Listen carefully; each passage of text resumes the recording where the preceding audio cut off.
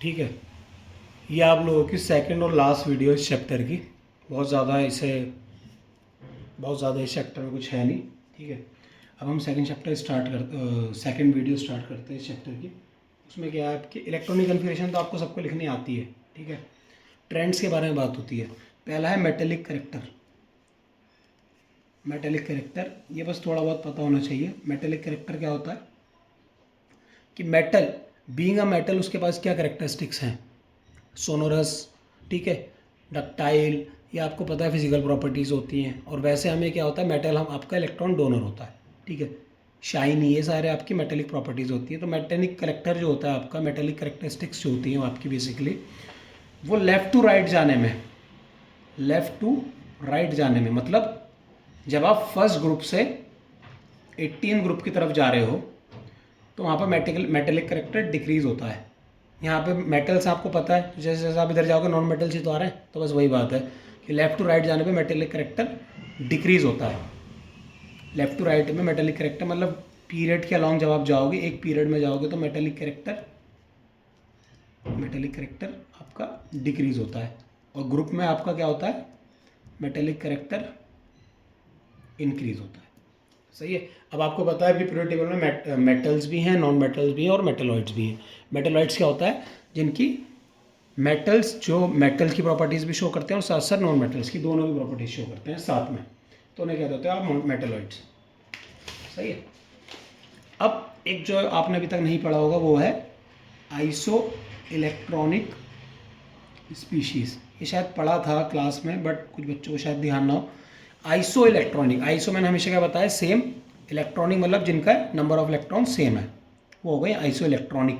जैसे नियॉन है 10 electrons, number of electron same होंगे आइसो इलेक्ट्रॉनिक में। ठीक है, Na+ है 10 इलेक्ट्रॉन्स। जैसे Mg है, Mg में कितने थे, 12 Mg2+ होगा मतलब 2 इलेक्ट्रॉन चले गए मतलब 10 इलेक्ट्रॉन। ये सब आपस में कैसी हो गई, iso electronic species, same number of electrons. सही है, जिन भी स्पीशीज़ में सेम नंबर ऑफ इलेक्ट्रॉन्स होंगे वो आपके क्या होंगे, आइसो इलेक्ट्रॉनिक स्पीशीज़। सही है। जैसे ऑक्सीजन है, ऑक्सीजन में कितने हो गए, 8 इलेक्ट्रॉन्स हैं, आपको पता है। ऑक्सीजन के सेम वाला कौन होगा,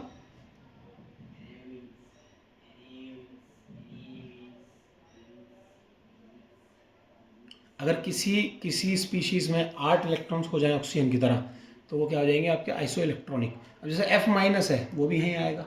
फ्लोरीन में 9 थे, F-1 में 1 इलेक्ट्रॉन ऐड हो गया होगा तो 9 + 1 10।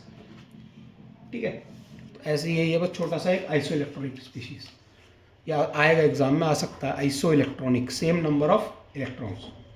ठीक है। अब ट्रेंड्स में जो सबसे पहला आया आपका ट्रेंड वो क्या आया, एटॉमिक रेडियस या एटॉमिक साइज। सही है। इसमें देखो कैसे करना होता है।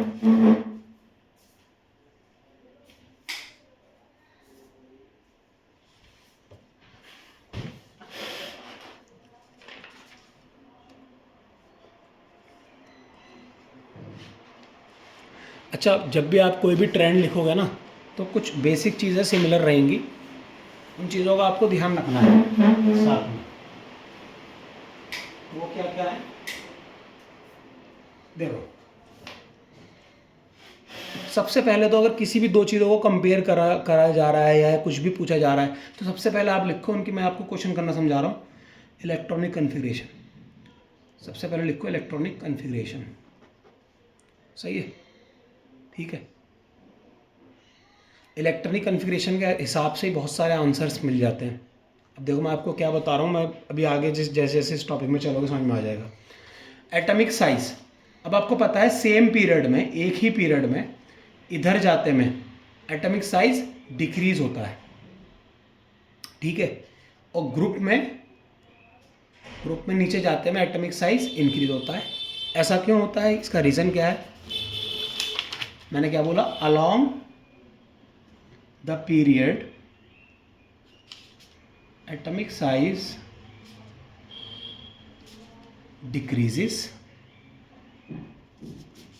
and along the group atomic size increases. देखो इनका आपको अगर ये रीज़न लिखने आ जाए कभी भी तो कैसे लिखोगे आप? देखो हम किसी भी एक पीरियड की बात करते हैं,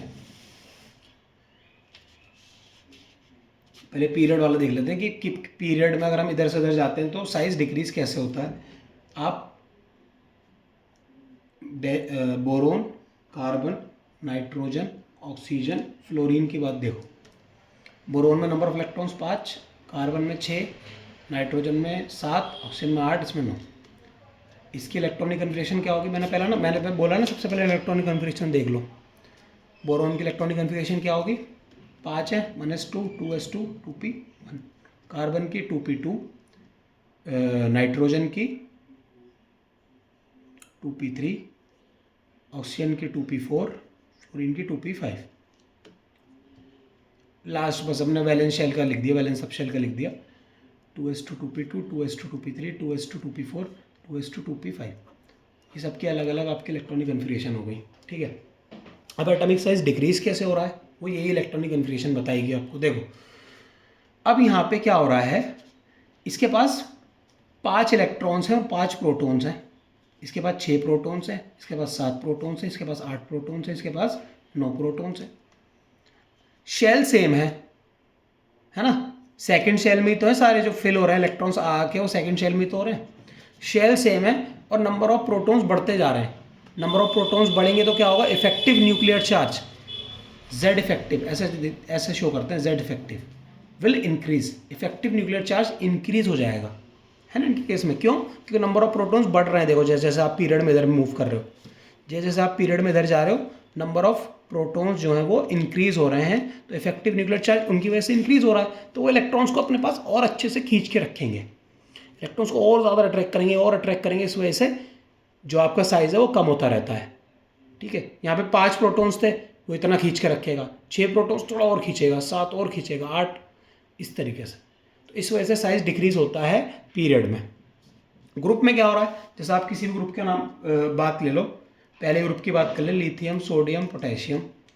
इसकी बात कर लो, लिथियम का 3, 1s2, 2s1। इसका 11, 1s2, 2s2, 2p6, 3s1। और ऐसे इसमें क्या होगा? 4s1 होगा पोटेशियम में। ठीक है, with in a same group, एक ग्रुप जो है आपकी फैमिली कहते हैं एक ग्रुप को, उसमें सारी प्रॉपर्टीज सेम होती हैं। क्यों? क्योंकि उनकी इलेक्ट्रॉनिक कन्फिगरेशन लगभग आपको सेम मिलेगी। ठीक है, और आपको पता है मॉडर्न पीरियोडिक लॉ के हिसाब से ये क्वेश्चन का आंसर है बेटा। मॉडर्न पीरियोडिक लॉ के हिसाब से ये क्वेश्चन क्या था कि एक ग्रुप में, एक फैमिली में प्रॉपर्टीज सेम कैसे रहती हैं, सिमिलर प्रॉपर्टीज कैसे होती हैं? क्यों होती हैं? कि इलेक्ट्रॉनिक कन्फिगरेशन सेम है। ठीक है, S में एक इलेक्ट्रॉन है, यहाँ 3s में एक इलेक्ट्रॉन है, 4s में एक इलेक्ट्रॉन है। शेल बदल रहा है बट सब शेल वही है ना। S में ही एक इलेक्ट्रॉन। आपको पता है मॉडर्न पीरियोडिक लॉ के हिसाब से वो क्या कहता है? Chemical and physical properties are the periodic functions of atomic number.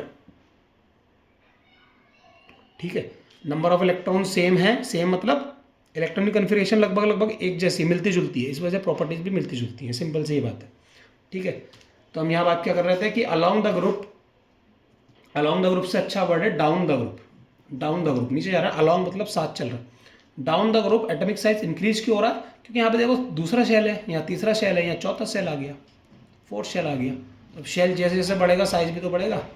आपको पता है न्यूक्लियस से दूर होता रहता है जैसे जैसे शेल बढ़ता है ना। एन वैल्यू यही तो बताता है कि कौन सा इलेक्ट्रॉन कितना दूर है न्यूक्लियस से। तो इस वजह से आपका ये एक क्वेश्चन बन गया यहाँ से।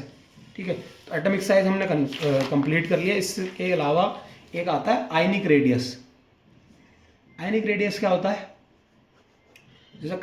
जैसा आपका एक एटम है X, उसने X पॉजिटिव बना दिया, ये बन गया कटायन, मतलब एक इलेक्ट्रॉन दान में दे दिया। और एक इलेक्ट्रॉन जब ले लिया तो बन गया X अनायन, X माइनस, इसे आप बोल दोगे अनायन, नेगेटिवली चार्ज। तो अब ये जो X प्लस है, ये अपने जो एटम है मतलब पेरेंट एटम है जिससे ये बना है, इन साइज का अगर हम ऑर्डर लिखें, X जो है वो बड़ा होगा X प्लस से और छोटा होगा X माइनस से। ऐसा क्यों होता है? देखो जब X प्लस बना, जब एक इलेक्ट्रॉन निकला, मान लो सोडियम था, सोडियम में 11 इलेक्ट्रॉन्स थे और 11 ही प्रोटॉन थे। अब Na+ बन गया, 11 10 इलेक्ट्रॉन हो गए, और 11 तो प्रोटॉन तो सेम ही है ना Na+ में, क्योंकि इलेक्ट्रॉन निकलता है जब चार्ज आता है। प्रोटॉन तो आपके न्यूक्लियस में बैठे हैं, वो चेंज थोड़ी होते हैं।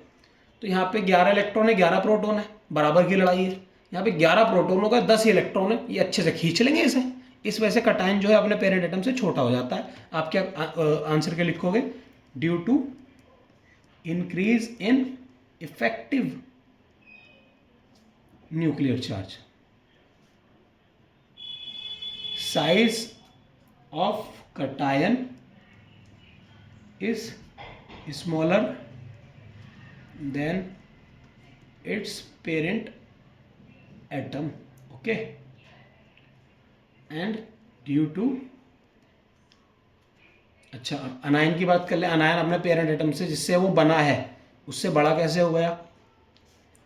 क्लोरीन की बात कर लो, 17 इलेक्ट्रॉन थे, 17 इलेक्ट्रॉन है, 17 प्रोटॉन है, अब Cl- बन गया। 17 इलेक्ट्रॉन 18 इलेक्ट्रॉन्स हो गए, एक इलेक्ट्रॉन गेन करा जब तो नेगेटिव चार्ज आया, और 17 प्रोटॉन है। यहाँ पर इलेक्ट्रॉन ज़्यादा हो गए। अब इलेक्ट्रॉन ज़्यादा हो गए, प्रोटॉन पहले जितना ही है, तो इलेक्ट्रॉनिक रिपल्शन जो है, इलेक्ट्रॉनिक रिपल्शंस वो इंक्रीज हो जाएंगी। तो due to increase of electronic repulsions and with same number of protons as earlier, the size of anion is larger than its parent atom. ठीक है, ये ऐसे करके लिख लोगे। ओके, अब अगली जो आपकी प्रॉपर्टी है, ये आप कुछ नए टर्म्स पढ़ोगे इसमें। आयनाइजेशन एंथैल्पी, ध्यान समझना बेटा, ये सिर्फ इन टॉपिक्स की वजह से मैंने ये वीडियो बनाई है। आयनाइजेशन एंथैल्पी, आयनाइजेशन एंथैल्पी क्या होता है? देखो, कोई भी एक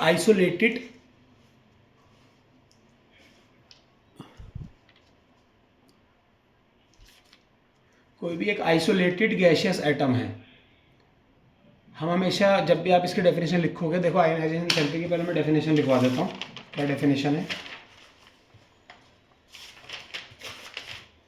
इसकी? डेफिनेशन हम सब एनसीईआरटी के हिसाब से करते हैं, आपको पता है।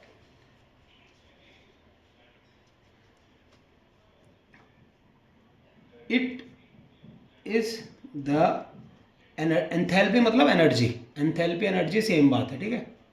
एंथैल्पी और एनर्जी सेम बात है, अभी आप पढ़ोगे आगे से। It is the energy required to remove an electron from an isolated gaseous atom in its ground state. ठीक है, ये इसकी आपकी क्या आ गई डेफिनेशन। ये सब लिखना इंपॉर्टेंट है। Isolated gaseous atom, ground state. अब ये क्या होता है? एक एटम है, अब उसमें इलेक्ट्रॉन्स की फिलिंग हुई हुई है, तो आपको जो लास्ट वाला इलेक्ट्रॉन है उसको जो निकालने में एनर्जी देनी पड़ेगी, वो होगी आयनाइजेशन एंथैल्पी। अभी isolated gaseous atom, ground state, ये सब क्या नाटक है? ये नाटक क्या है बेटा? आइसोलेटेड गैसियस एटम मतलब जब वो अपनी गैसियस फेज में है, जब वो कंबाइंड फेज में नहीं है। अगर वो कंबाइंड फेज में होगा तो मॉलिक्यूल बन जाएगा, तो वो एटम की प्रॉपर्टी कैसे बची फिर? वो तो मॉलिक्यूल बन गया ना। आपको पता है एटम में एटमिक ऑर्बिटल्स होते हैं, मॉलिक्यूल में मॉलिक्यूलर ऑर्बिटल्स होते हैं। तो इसलिए आइसोलेटेड, दूर दूर हैं, जब किसी के इन्फ्लुएंस में नहीं है, जब की बात हो रही है। ग्राउंड स्टेट मतलब सबसे कम उसकी खुद की स्टेबल स्टेट में होगा, इस वजह से। ठीक है, तो it is the energy required to remove an electron from an isolated gaseous atom. मतलब आयनाइजेशन एनर्जी किसकी बात कर रही है? रिमूवल ऑफ इलेक्ट्रॉन की बात कर रही है आयनाइजेशन एंथैल्पी। अब आपको पता है केमिस्ट्री में ये आपका एक एटम है। अब इसको अगर आप एनर्जी दे रहे हो तो ये साइन आएगा पॉजिटिव, और ये अगर आपको एनर्जी दे रहा है, ये बाहर एनर्जी दे रहा है तो नेगेटिव। ठीक है, आयनाइजेशन एंथैल्पी आपका हमेशा कैसी होती है? पॉजिटिव होती है। क्यों? क्योंकि आप एनर्जी दे रहे हो। सिस्टम को अगर मिल रही है एनर्जी, सिस्टम में बैठ के सोचो, अगर आपको मिल रही है तो मतलब पॉजिटिव आपके लिए। आपको पैसे मिल रहे हैं तो पॉजिटिव है, आपको पैसे देने पड़ रहे हैं तो वो नेगेटिव है। ठीक है, एंडोथर्मिक क्या होता है? जब आपको हीट देनी पड़ती है तो वो पॉजिटिव एनर्जी चेंज है। एक्सोथर्मिक जब हीट रिलीज करता है सिस्टम कोई, तो वो नेगेटिव एनर्जी चेंज है। ठीक है, आपने पढ़ा होगा एंडोथर्मिक के लिए डेल्टा एच पॉजिटिव होता है और एक्सो के लिए डेल्टा एच नेगेटिव होता है। सही है, तो ये चीज़ हो गई। आइसोलेटेड गैसियस एटम में से एनर्जी जो रिक्वायर्ड है इलेक्ट्रॉन निकालने के लिए, वो इनिशियल एंथैल्पी हो जाती है। सही है। अब देखो इसमें क्वेश्चन किस तरीके से आता है। अच्छा, अगर किसी को डेफिनेशन याद नहीं आ रही तो आप ये लिख दोगे, एक्स है, एक्स एक गैसियस एटम था, इससे आपने एक्स प्लस बना दिया और एक इलेक्ट्रॉन निकल गया।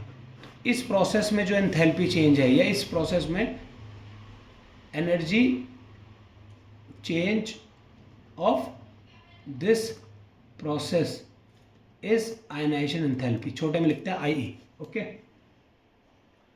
अब देखो इसमें क्वेश्चंस कैसे आते हैं।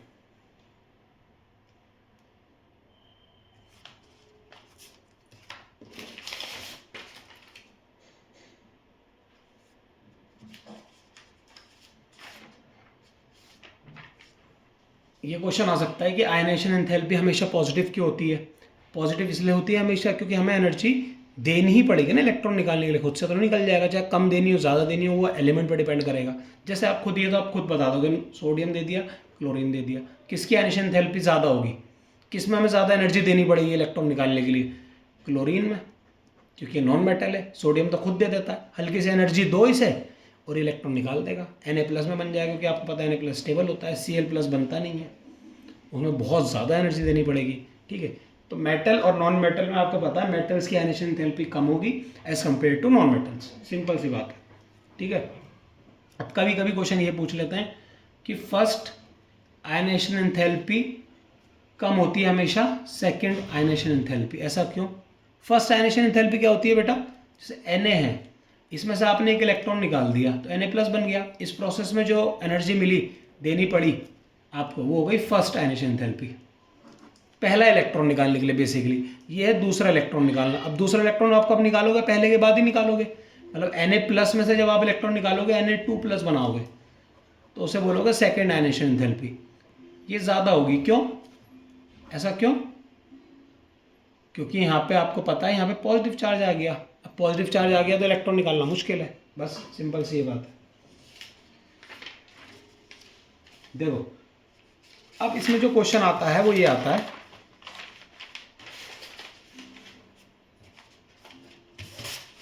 एक मिनट पेज ले लूँ।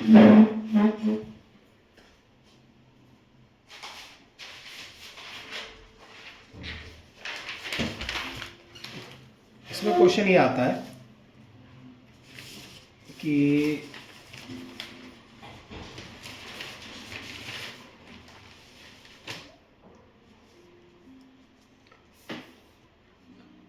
पहले तो आप ये समझ लो कि ट्रेंड कैसा होता है आयनाइजेशन एंथैल्पी का।